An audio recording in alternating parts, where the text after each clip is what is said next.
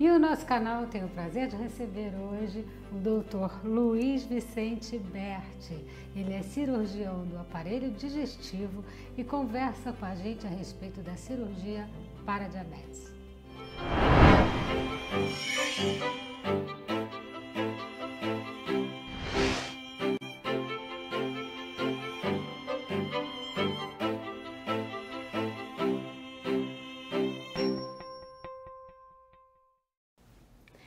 Cirurgia metabólica. A gente vai conhecer essa novidade hoje com o Dr.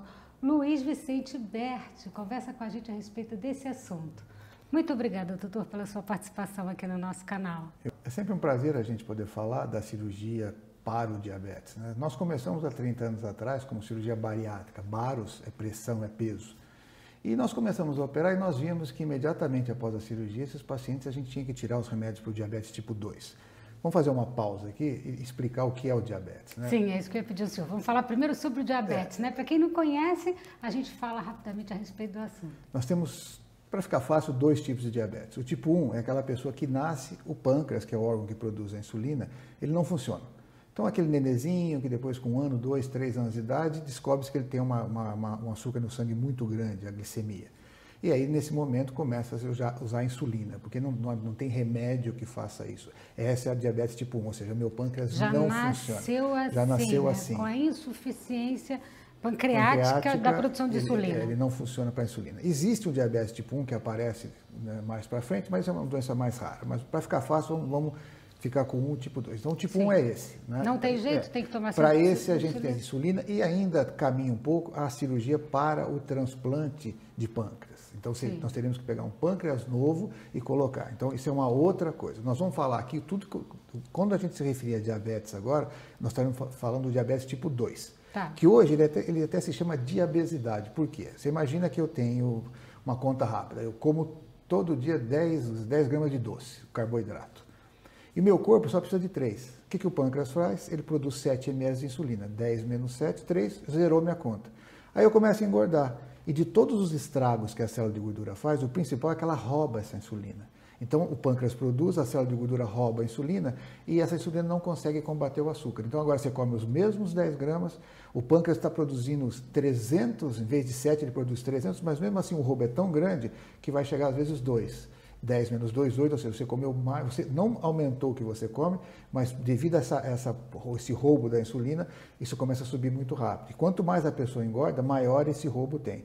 Chega uma hora que o pâncreas fala, não aguento mais trabalhar assim, eu estou trabalhando muito, e para ele não explodir como um motor, o que ele faz? Ele para de produzir a insulina, ele entra numa inércia, e aí nessa hora a pessoa que vinha com aquela glicemia de 100, 100 e pouquinho, 99, uma hemoglobina glicada, que é um exame que a gente mede também, em torno de 5,7, ele começa a ir para 5,8, 5,9 e a glicemia vai para 200, 300. E essa é desta diabetes que nós estamos falando.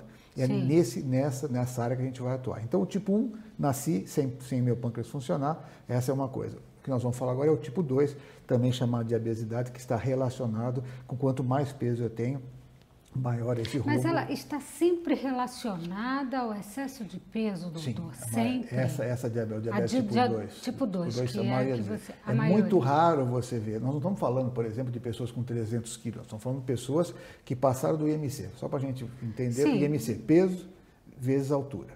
Sim. O que nós gostaríamos é o IMC 25. De 25, meu peso é normal. De 25 a 30, eu tenho sobrepeso.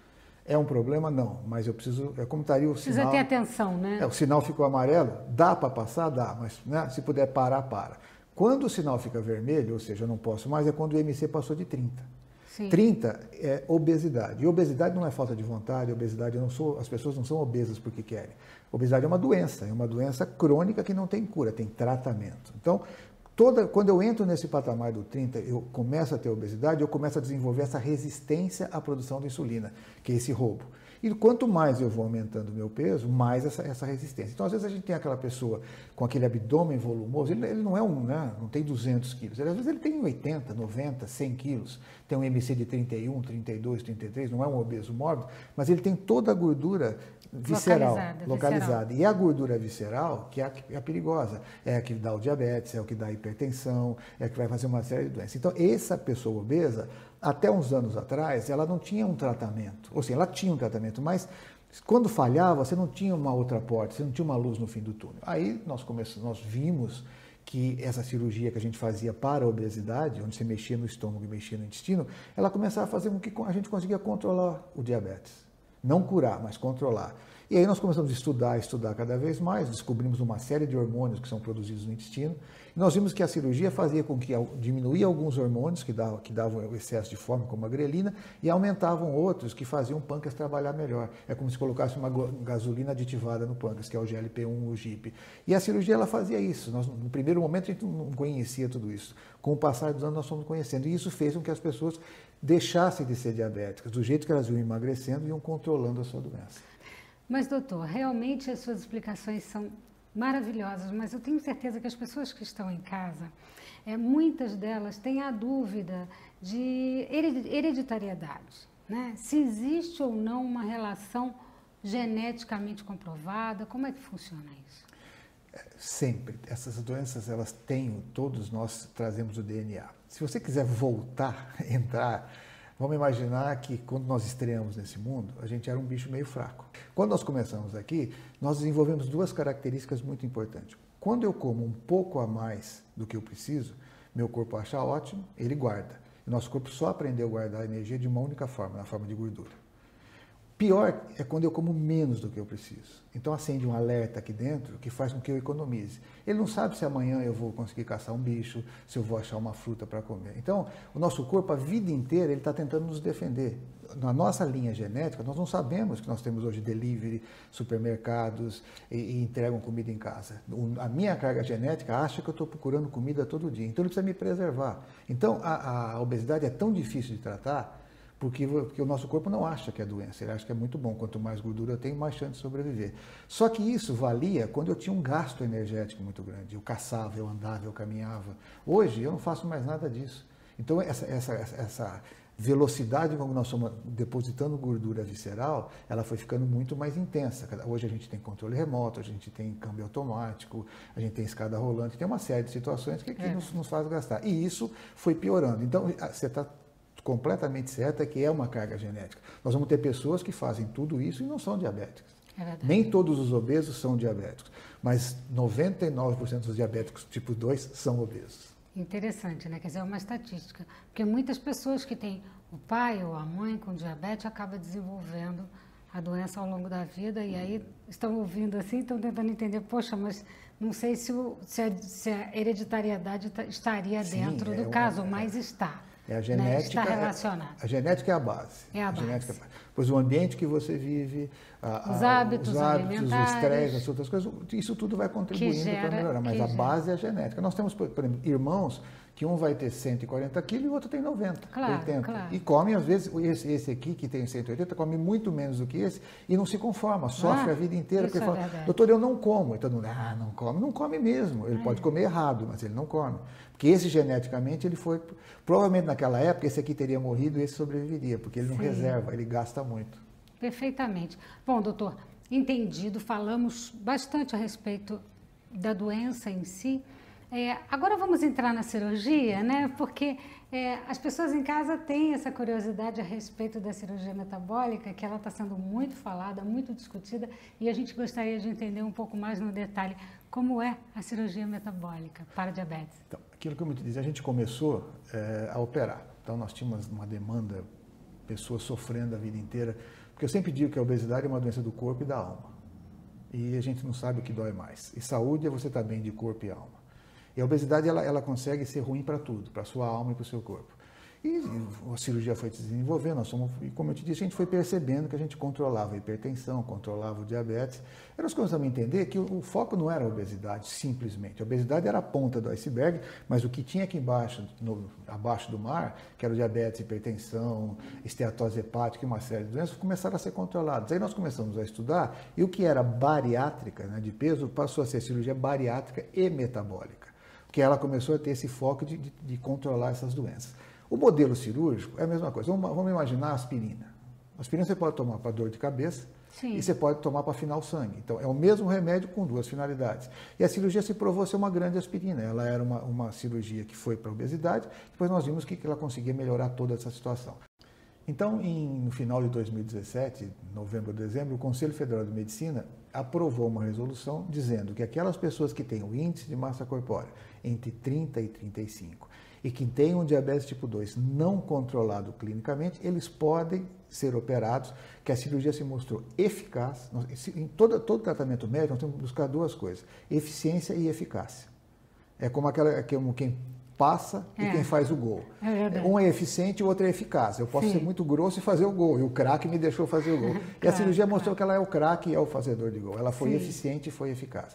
Nós mostramos que nós conseguimos controlar a doença, baixamos essa hemoglobina glicada. A hemoglobina glicada é o exame que faz com que o paciente não nos engane. Às vezes, a dona Maria, né, ela com diabetes mais ou menos, então quando ela ia no médico, 2 dias antes dela fazer o exame, não comia açúcar. Aí fazia a glicemia, dava 90 e pouco. Aí você faz a glicada mostra a tua glicemia nos últimos 3 meses. Ela dava estourado. Dona Maria, não, doutor, mas olha, olha, alguma coisa está acontecendo. Então, o que vale para a gente é a hemoglobina glicada. Ela me mostra o passado.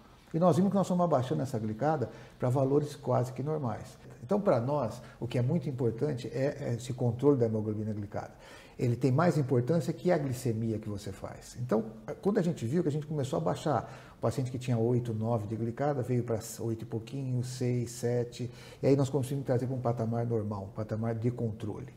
E aí nós começamos a realizar mais cirurgias, isso passou da fase de estudos, depois ela foi para frente, começou a ser feito até 2017, onde o Conselho Federal de Medicina passou a aprovar essa cirurgia. Entendeu que ela é eficiente efetivamente para fins de diabetes. Para fins do diabetes. Não é para aquela pessoa que começou a ser diabética hoje, que toma um remedinho e controla. É para aquele paciente que ou já vai indo para a insulina, ou já está na insulina. Mas também nós temos que entender que se eu tenho uma infecção, eu tenho que tratar com antibiótico na hora que começa a infecção. Não adianta eu dar um anti-inflamatório. Então não adianta eu postergar esse tratamento ao paciente quando ele já tiver infartado, quando ele já tiver perdido o rim, quando já tiver perdido a visão, ou de ficar impotente. Óbvio, então hoje a decisão está assim, qual é o melhor momento de ser operado, e graças a Deus a gente já tem para as pessoas. Vamos explicar para as pessoas em casa então como é a cirurgia. O senhor falou que é uma cirurgia que se assemelha, que é idêntica à cirurgia bariátrica. Mas vamos falar no detalhe, o que o senhor faz com a cirurgia? Nós temos 2 princípios. Eu tenho que mexer no estômago. O estômago, vou contar uma coisa que vai desapontar vocês, mas o estômago não faz digestão. Digestão quem faz é o intestino. É no intestino fino que eu tiro dos alimentos o que eu preciso para viver. Do leite eu tiro o cálcio, da laranja a vitamina C. O estômago, ele prepara o alimento para ser absorvido, mas no estômago ele me diz se eu estou com fome ou estou sem fome. E essa sensação de fome ou não é dada por um hormônio que chama grelina. Tá? Esse palavrão aí. O que a grelina faz? Eu acordei 7 horas da manhã, eu estou aquele vazio. Por quê? Porque essa grelina está alta. Eu fui lá, tomei um suco, comi um pão, uma fruta, botei comida, ela cai para 10. Né? Do jeito que o estômago vai esvaziando, ela vai subindo de novo. Então eu comecei com ela baixa no café, ela vai subindo, subindo, subindo, subindo. Meio-dia eu almoço, ela cai. Ela vai subindo, subindo, subindo, 8 horas da noite, cai. Quando a gente fala para as pessoas que elas devem comer a cada 3 horas, porque o que é ruim para o meu corpo? Fazer um pico. Né? Se eu, no meio da manhã, eu comesse alguma coisinha, não ia chegar em 100, ia parar em 50. Sim. Eu teria uma situação melhor. Bom, então, essa grelina, ela mede essas sensações de fome. Quando a gente opera, nós fazemos uma gastroplastia. O que é uma gastroplastia? É como se fosse uma plástica do estômago. Eu diminuo o tamanho do estômago. Você imagina que isso aqui é seu estômago, isso aqui é o que você come. Quando eu te dou isso aqui, que é a dieta, você até consegue emagrecer durante um tempo, mas todo dia o cérebro fala, olha, teu estômago está vazio. E aí lembra aqueles 2 mecanismos de poupar e de economizar? Eles estão o tempo todo. Até porque o estômago já está acostumado. Quando eu diminuo o tamanho do estômago, o que acontece? A leitura que o cérebro faz é que o estômago está cheio. Você está bem, está saciado, bem. É saciedade. E isso acontece, primeiro, porque eu diminuo o tamanho. E segundo, porque eu faço o alimento não passar naquele restante do estômago. Eu faço um pequeno estômago aqui e fica outro estômago ao lado. Quando o alimento não passa nesse estômago, essa grelina cai para 30. Então, antes eu tinha uma fome de 100, agora eu tenho uma fome de 30, ou seja, eu brinco que você sai da churrascaria de rodízio para o restaurante francês. Não vai mudar o que você come, muda a quantidade. Você vai ficar muito mais satisfeita com uma pequena quantidade, porque você não precisa disso. E isso te leva a ganhar peso. A quantidade de comida normal é essa, e é isso que você vai comer. Então, a primeira coisa que a cirurgia faz é essa plástica no estômago, tá?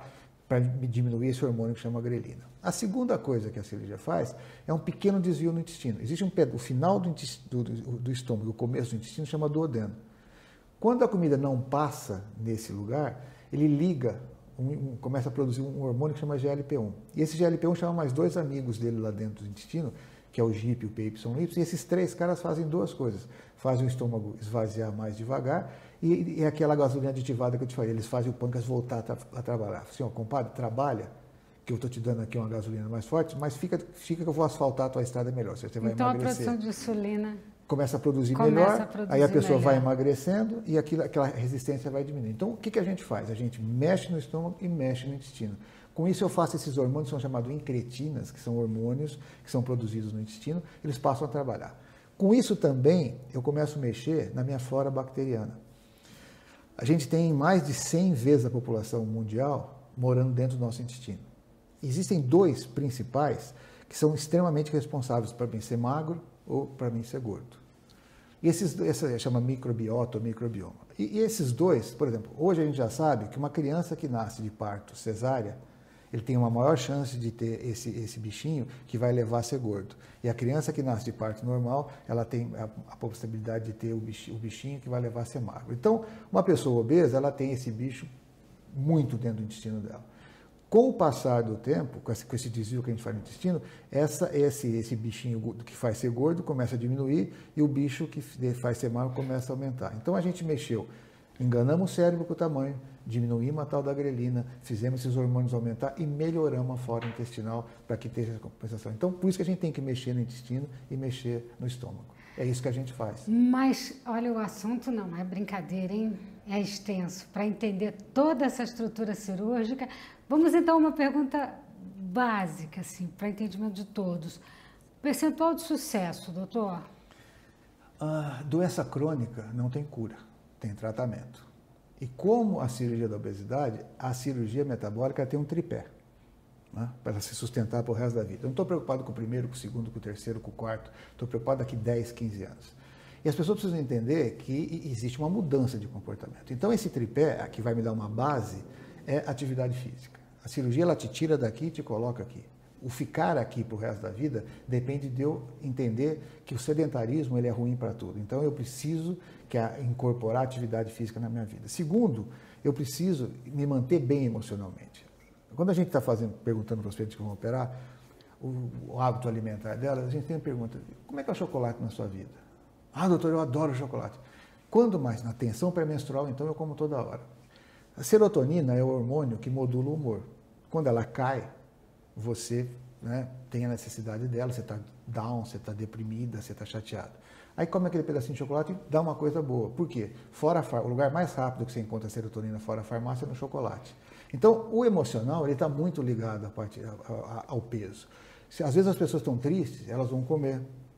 Às vezes elas estão alegres, elas vão comer. Quer dizer, na verdade, é quase que uma área multidisciplinar. Sim. Precisa entrar um grupo de profissionais acompanhando a recuperação plena. E o terceiro Você ter sucesso absoluto, vai ter que olhar todas as áreas. O terceiro é a reeducação alimentar. E a reeducação alimentar não é dieta, é aquilo que eu te falei, é comer várias vezes ao dia e arrumar a alimentação dentro de um padrão. 60% a 65% de proteína, carne, peixe, queijo, ovo. 20%, 25% frutas, legumes e vegetais e até 10% eu vou poder comer um carboidrato, bom carboidrato. Você vai estar proibida, abolir, porque tudo que é não se torna muito difícil de ser feito. Eu sempre digo para os meus colegas médicos e para os nossos residentes, falei, antes de dar um tratamento, se coloque no lugar do paciente. Veja se você faria o que você pede para o seu doente fazer. Se você fala que sim, tudo bem. Se você titubear, então pense que não é muito fácil dizer você nunca mais na tua vida vai fazer isso, você nunca mais vai comer um pedacinho de pão, você nunca mais vai fazer. Então, nós queremos dizer que a cirurgia metabólica ela é uma grande arma, não é para todo mundo. Nós não estamos aqui brigando nem com endocrinologista, com quem que seja. Nós somos mais uma arma terapêutica para quando o tratamento clínico não for suficiente. Bom, e muito importante fazer isso com o devido acompanhamento médico, né, para identificar a indicação para o seu caso, né? E, de repente, dependendo da origem das causas, fazer todo um acompanhamento multidisciplinar com os diversos profissionais da área, exatamente para conseguir resolver o seu problema. Seria isso, né, doutor? Perfeito. Na dúvida, sempre, a Sociedade Brasileira de Cirurgia Bariátrica e Metabólica, ela lança nos próximos dias um selo de certificação, para que as pessoas possam saber, olha, não é que esse médico que tem a certificação ele é melhor ou pior, mas é o médico mais preparado, é o médico que tem essa equipe multidisciplinar trabalhando junto com os pacientes, é o médico que vai a todos os congressos, ou seja, é um médico que ele vai dar uma segurança para todo mundo, que ele está, a gente sabe, medicina é como dirigir, só vai bater o carro tem pessoas que têm mais e menos. Mas se você andar na velocidade exata, fizer a manutenção tudo direitinho, provavelmente você não vai ter problema. E é isso que a gente quer. Procure um médico que seja da Sociedade Brasileira de Cirurgia Bariátrica e Metabólica, que é um médico que com certeza ele vai estar fazendo tudo sob protocolos rígidos, e aí a gente sabe que o tratamento não é só operar. Ele começa antes, a parte cirúrgica é 20%, 30% e o depois é o que é o mais importante. Mudar a vida e a equipe vai ter que estar sempre à disposição para que a cada momento, se o problema for nutricional, se for emocional, se for clínico, a equipe vai estar lá para ajudá-lo. Perfeitamente, doutor. Muito obrigada pela sua participação aqui no nosso canal. É um assunto muito importante, muitas pessoas precisam de ajuda, de entendimento, de conhecimento. E é isso que o nosso canal faz. Leva para vocês a oportunidade de conhecer a opinião de grandes profissionais de saúde, grandes médicos que conhecem efetivamente o assunto, que pode te ajudar a um melhor entendimento. E a gente fica por aqui, não esquece, deixa o seu like, se inscreve no canal, porque eu quero ver vocês no nosso próximo vídeo.